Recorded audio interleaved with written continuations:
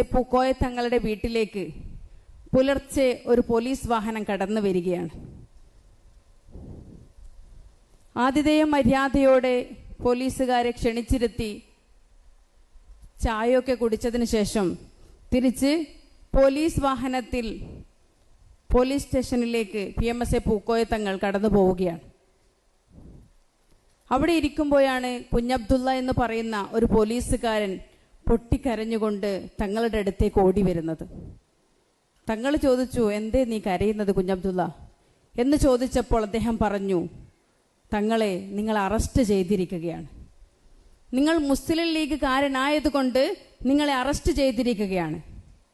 നിങ്ങൾ മുസ്ലിം ലീഗിൽ നിന്ന് രാജിവെക്കുകയാണെങ്കിൽ നിങ്ങളെ വിട്ടയക്കാം എന്ന് IG പറഞ്ഞിട്ടുണ്ട് എന്ന് പറഞ്ഞപ്പോൾ PMSA പൂക്കോയ തങ്ങൾ പറഞ്ഞു, മുസ്ലിം ലീഗിൽ നിന്ന് രാജിവെച്ചുകൊണ്ട് ഞാൻ എൻ്റെ വീട്ടിൻ്റെ മണിയറയിലേക്ക് പോകുന്നതിനേക്കാൾ ഒരു മുസ്ലിം ലീഗുകാരനായിക്കൊണ്ട് ഈ ജയിലറയിൽ കിടക്കാനാണ് ഞാൻ ഇഷ്ടപ്പെടുന്നത് എന്ന് പറഞ്ഞ PMSA പൂക്കോയ തങ്ങളുടെ ചരിത്രത്തെ നമ്മൾ ഓർമ്മിക്കേണ്ടതുണ്ട്.